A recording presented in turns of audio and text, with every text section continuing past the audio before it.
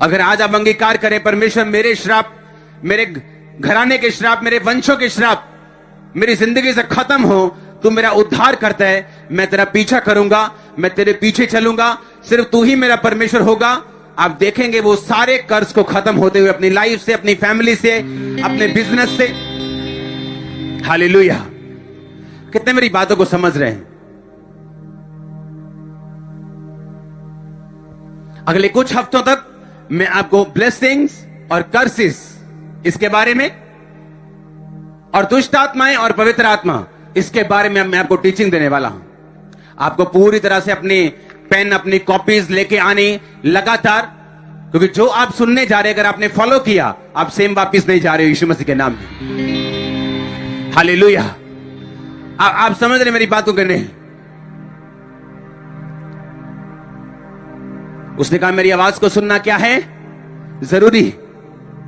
अगर आप उसके वर्ड को सुन रहे हैं, उसके वचन को मान रहे हैं, उसके वचन पे चल रहे हैं, उसने कहा तू धन्य होगा अंदर आते समय, धन्य होगा बाहर जाते समय, धन्य होगा तेरा बैंक बैलेंस, धन्य होगा तेरा खेत, धन्य होंगे तेरे बच्चे, तेरे लोग।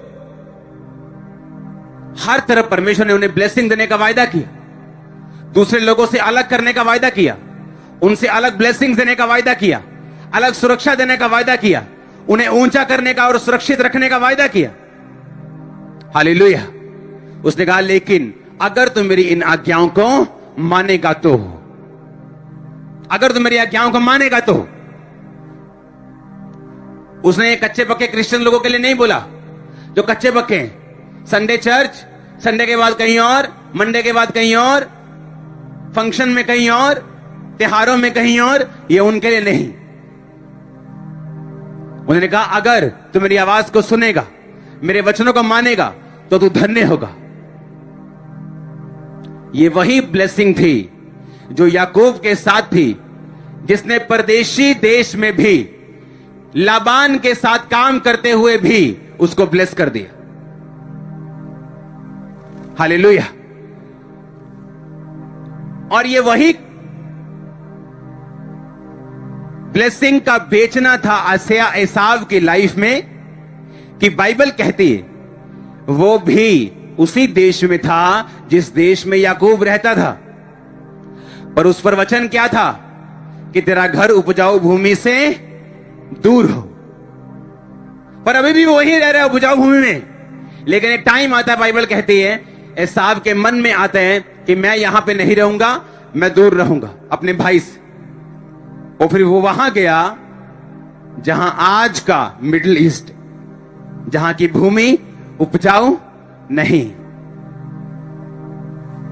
जब लोगों के दिमाग पे, जब लोगों की लाइफ पे कर्ज होता है, वो खुद चुनते हैं वो चीजें जो शैतानी है, जो डिस्ट्रक्टिव है, जो नाश करती हैं। और जब परमेश्वर की ब्लेसिंग उन पे होती, वो खुद चुनते हैं उन चीजों को जो आशीषित है। आप मेरी बात समझ रहे कि नहीं? याकूब ने नहीं भगाया उसको, याकूब ने भगाया नहीं। याकूब ने कहा कि हम दोनों में झगड़ा हो रहा है, हमारे पशु बहुत हो गए, तू कहीं और चला जा। नहीं, बाइबल कहती है एसाव अपने आप डिसीजन लेता है कि मैं अब जाऊंगा और याकूब से दूर चला जाऊंगा। और उसका घर, बाइबल कहती है फिर उपजाऊ भूमि से एक समय आया कि दूर रहा। हालेलुया।